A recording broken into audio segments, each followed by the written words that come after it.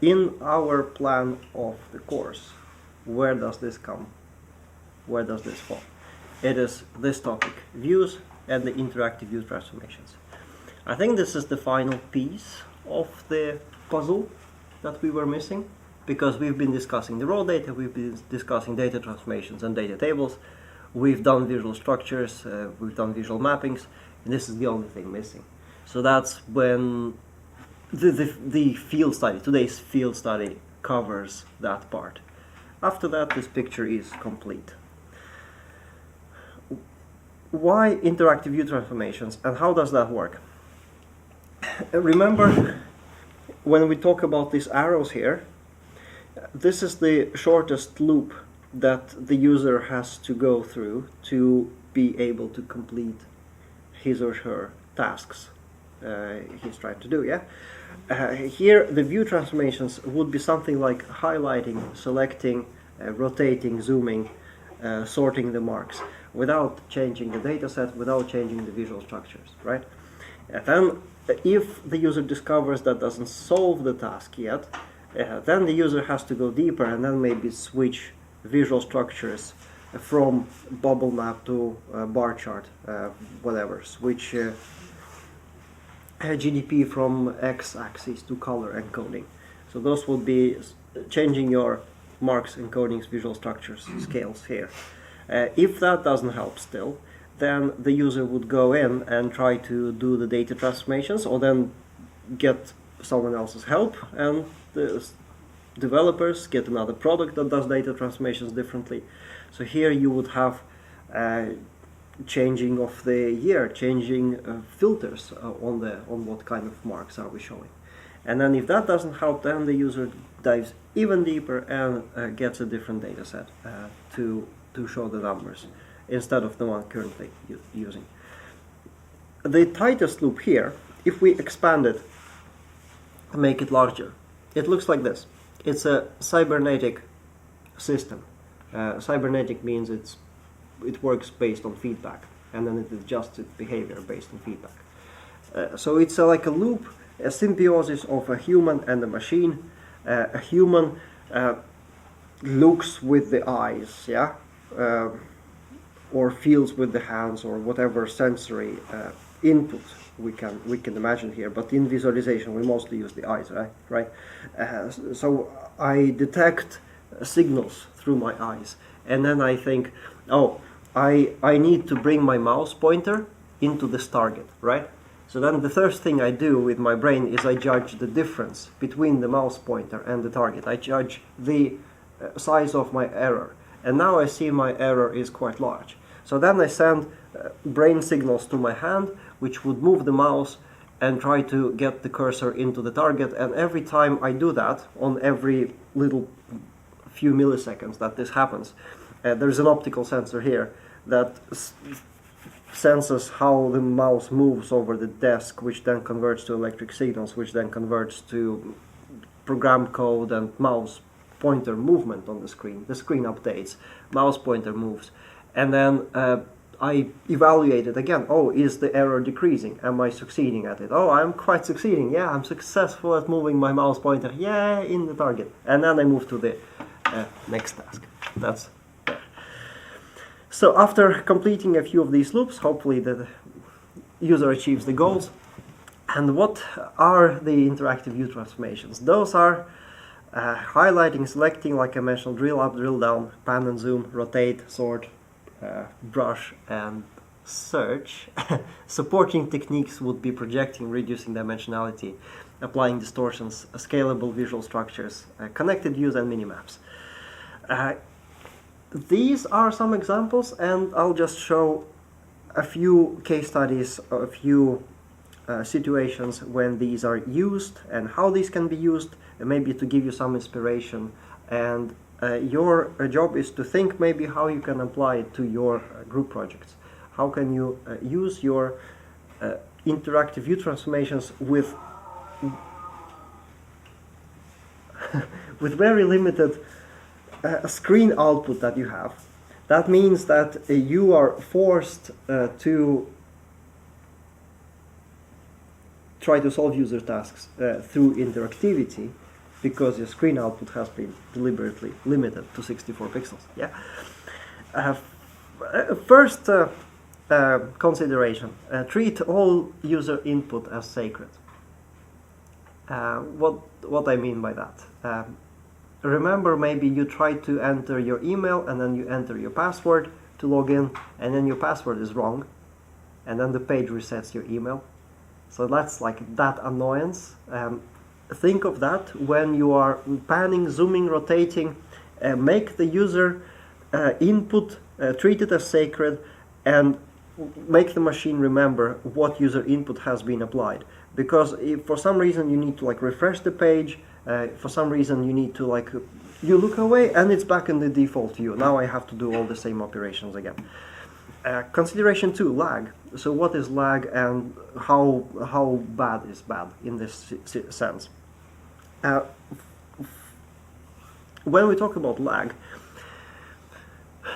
we need to talk about really the gulf of evaluation. Remember the system image from the lecture of user-centered design.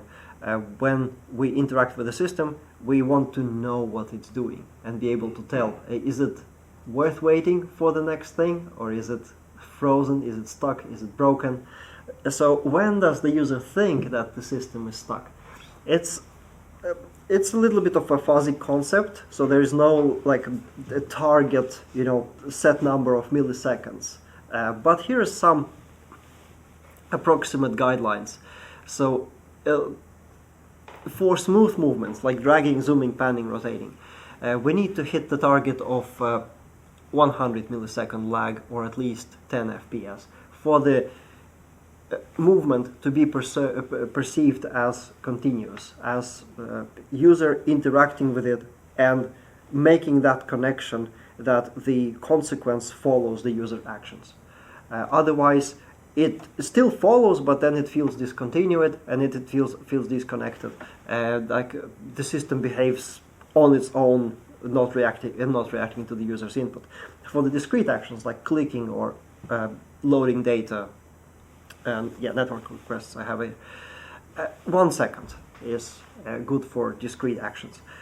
So if you cannot hit this target for 1 second lag, then it's good to provide some sort of feedback still, like, hey, hold on, it's worth waiting for. Here's a spinner for you. I'll get back with an actual result.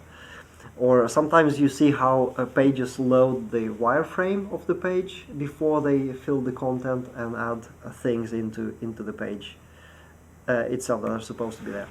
Okay, consideration number 3, multiple degrees of freedom. Oh yeah, hold on. Yes, first thing here. When I have interactive view transformations like dragging and zooming, notice here I was not able to hit my performance target. I was not able to do the smooth movement of map on dragging, fitting in 100 millisecond lag. So instead what I'm doing here, I'm hiding my visualization layer and I'm only keeping the map in here. So at least the map can provide the user with a rapid feedback of how this map, like where it is, and that the action of the user is still connected to the outcome that it's there, the computer is showing. And notice how they still have to provide the frame of reference. So that helps user, so that I don't disable the whole thing and the whole thing becomes white or black and then the actions become completely blind. Instead there is a frame of reference and the user does that and like, okay, I want to zoom in here, like Kenya. Kenya, oh, what? See, I lost the user's input. That's not good. I lost it again. What the hell? So this is, it's an old example, in fact a pile of bad examples in the same software here. But I'm able to do that because I have the frame of reference. The other consideration I have here is limiting the degrees of freedom. Here is a 3D little model, and you can notice when I want to interact with it, I can rotate it around the vertical axis, and I can rotate it around this axis. But I cannot rotate it around the line of sight. Do you know what that is? Not even with like shift. Oh, with shift I can pan it. Okay, I can pan it. But no rotation around the line of sight. The reason they don't do it, and they even advise to not do that in the 3D modeling software, and especially in the movies, is that people get dizzy when you rotate things around the line of sight. So that's like a big no-no in movies, yeah, in movie production. In the software, sometimes when you work with like 3D modeling, you have like a special button that you press, like a shift or a control, and then you can rotate your model around the line of sight. Second reason why it's not readily available to the user is to limit the degrees of freedom, thus limiting the options. These are the logical constraints of what is even possible to do here, and that simplifies the interactivity, because I can still use my rotation around the two other degrees of freedom that I have available to navigate to pretty much any place in this model that I wish to, right? Okay, and then here, when designing two-handed interactivity, so non-dominant hand to control frame of reference and dominant hand for manipulation of marks, like highlighting and selecting. If you don't have any manipulation of marks, like in this situation here, then a dominant hand for manipulating frame of reference and non-dominant hand for additional shortcuts, the hotkeys and the key modifiers that unlock special features like panning. This example is coming from 3.js, which is a 3D library running in JavaScript, and effectively it became a de facto standard how 3D stuff is done in JavaScript, including visualizations, like data visualizations. Okay, consideration number 4, hotkeys and the cost to undo. For users who already are familiar with the software, you want to provide hotkeys to simplify and streamline the frequent tasks. Yeah, and the cost of undo is the consideration of how hard must it be to get back, trace back yourself from the state where you at, right? So panning and zooming, you just undo that by panning and zooming, so by doing the same thing. When I highlight my marks with hovering my mouse pointer, the cost of undo is very small. I just move away my mouse pointer. This action becomes undone. If I press it and then it becomes selected, right? So that is a more deep and more sticky interactive behavior. So then I have to move my mouse and press the select button, which I also have to find, right? So that becomes a higher cost to undo. And then the less and less of these frequent interactions, the higher you should design the cost of undo, or it's rather the opposite. The more frequent the interactions are, the less should be the cost of undo. And then finally, if I'm like in completely deep state, in the sense that I selected something, I zoomed on something, I changed the view so much that I cannot get back from it, then I will have to like refresh the page or reset that state part of the URL here. So that is the highest cost of undo. Then it resets everything, then you start over. Yeah, go home, you made a sad experience, if that is the cost. If that is the cost of undo that you're willing to provide, yeah. Right, minimaps. Now I will get into some techniques and how they're used in the actual products. Here is the minimaps, which is like a simplified overview representation to give you the context where you're at. Here is it in the game. It's happening here, right? And here is it in the coding software that I have. Look at this thing here. It serves as a scroll bar, but at the same time it's like an overview of my entire file of code, right? So this block of yellow text is the same as this block here, and by interacting with it this way, I think I have it here. See, I can like scroll the page and kind of see the overview. Oh, here's my styles, probably, because it just looks like styles from far away. Yeah, so here's my styles, and here's my declarations of bark attack, yap attack, bark bark, yap yap, bark and yap. These are my color scales for the Barktown project. Projections. These are unavoidable because the screen is flat, and hopefully your data set is not so flat. So then you would be projecting on, you could do it on y-axis, you can project on x-axis, or you can project at some linear combination of those. If you have a 3D model, you're projecting on the flat screen. Here's your isometric projection. Here is your view from the side. Here is your view from the top with some particle lines there.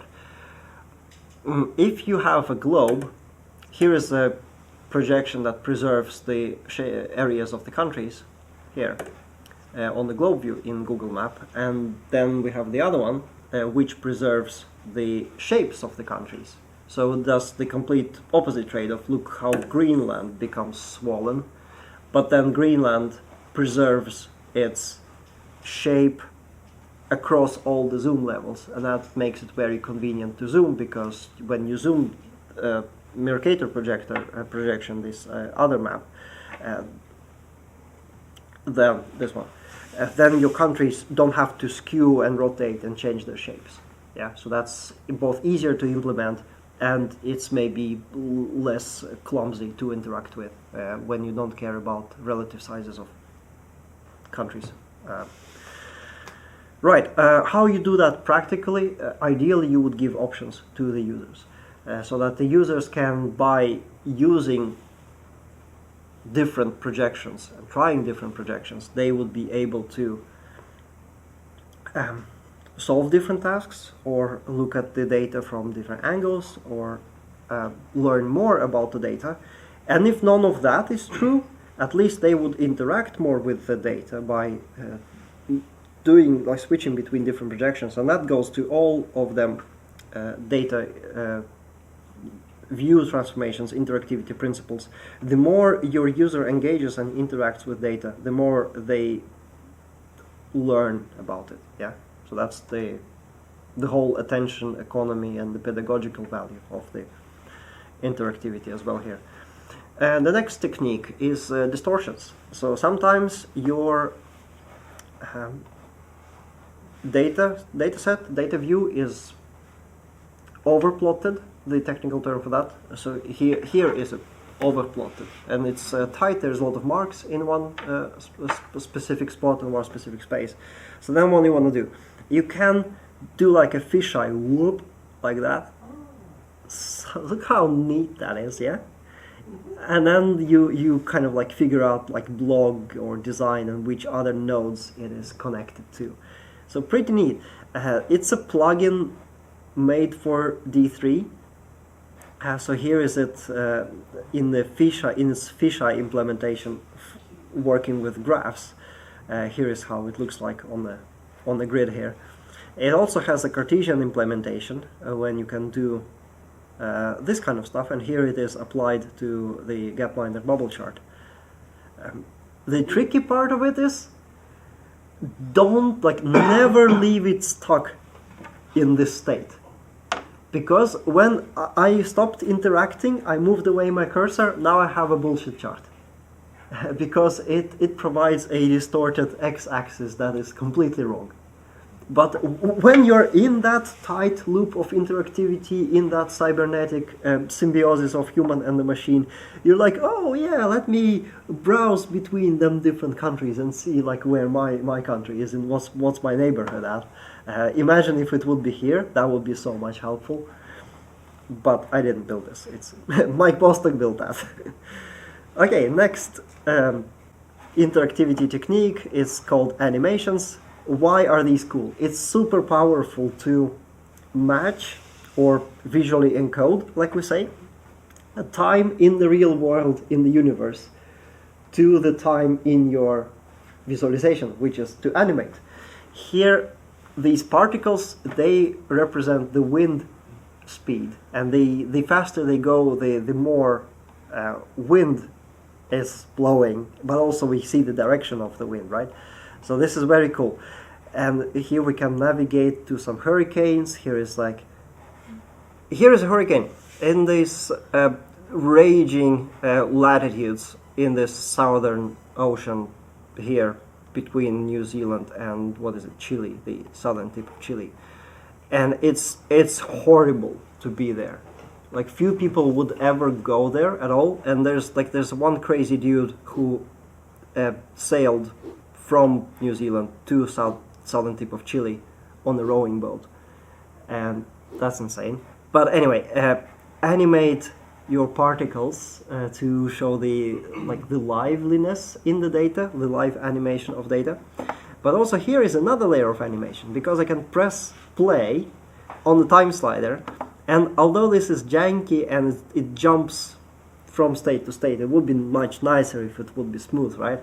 But it shows me the animation at another layer with the weather forecast that they have here in the hurricanes and where it would go.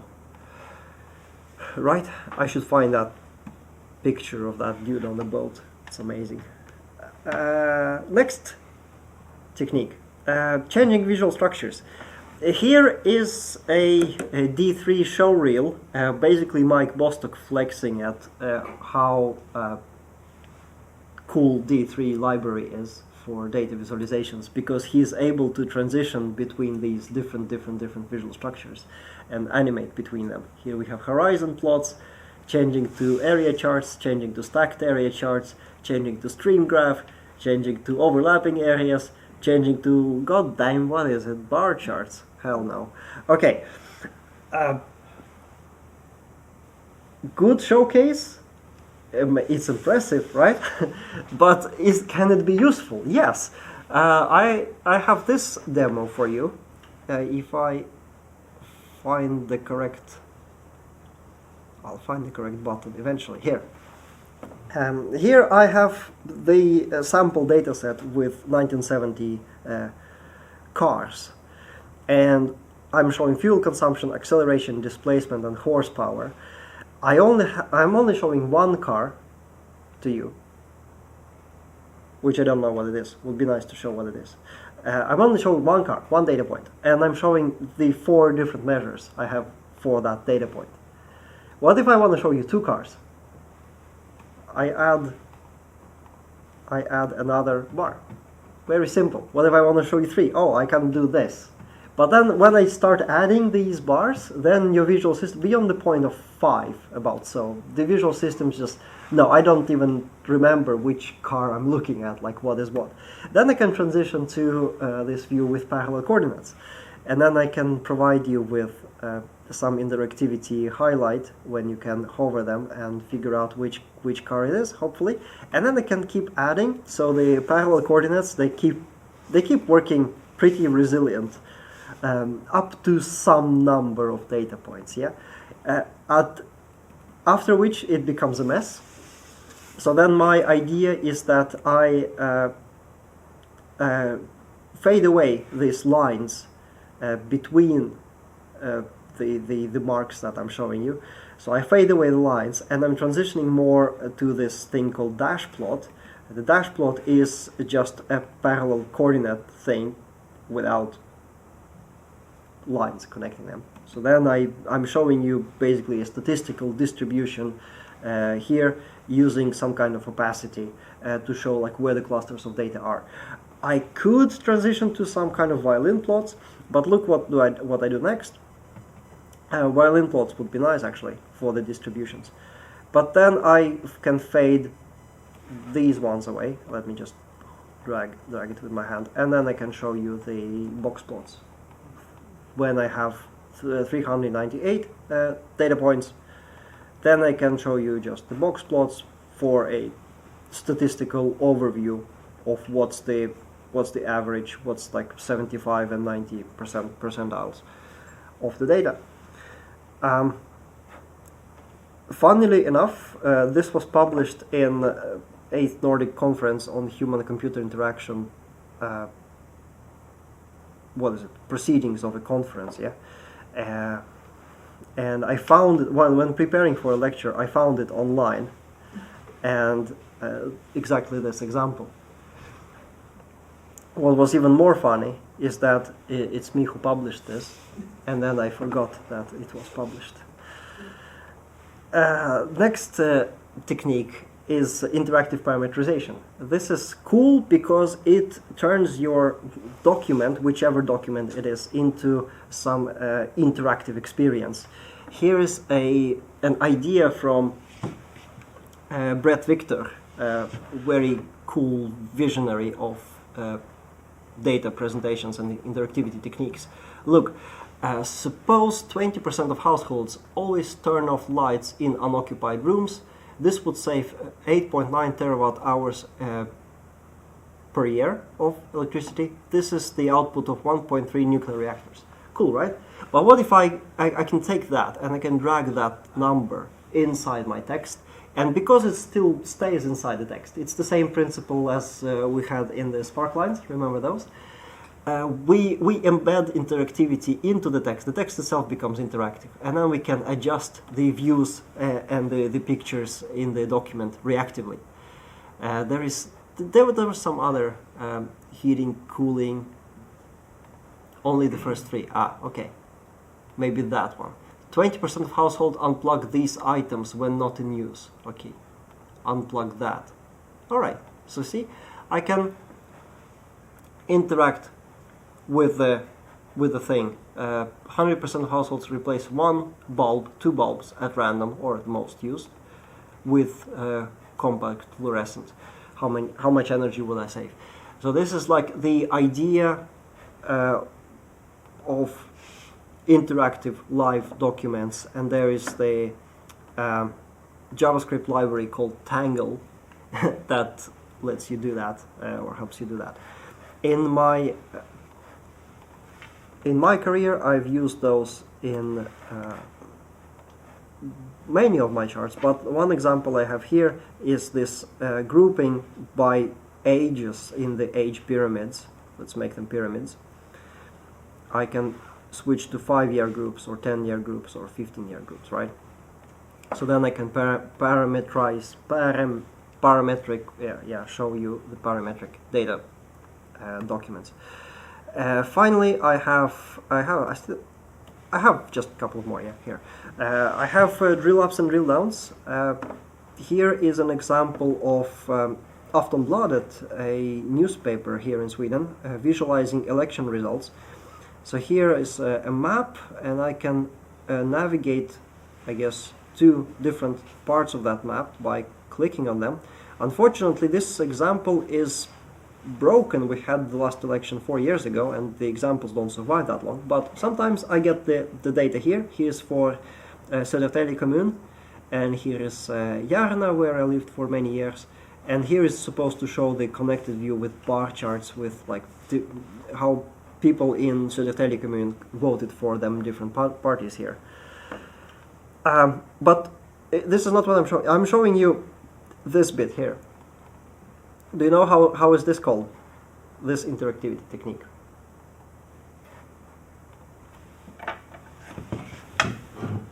Sverige, Stockholm, Södertälje, and then further in. Breadcrumbs.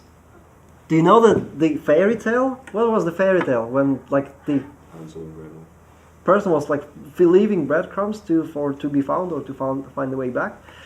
So then you can find your way back through these breadcrumbs. That's where the inspiration comes from. Yeah, it's a nice example. Too bad it's broken. I guess we need another election for them to fix that example, which is coming in September. And then I have finally the brushing. The brushing technique is when you have two connected views and your user can interact with data points on one of them views. See, I can brush like with a paintbrush, right?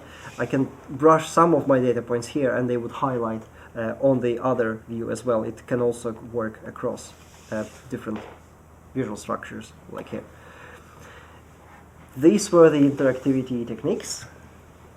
The invitation today is go around and see all these amazing student demos that we have prepared for you. And when you interact with them, make your mental notes and what kind of interactivity techniques are used. How is this done? For every example, try to figure out how the hell did they pull it off. Some of them are quite interesting and weird. With that, let's stop with the lecture.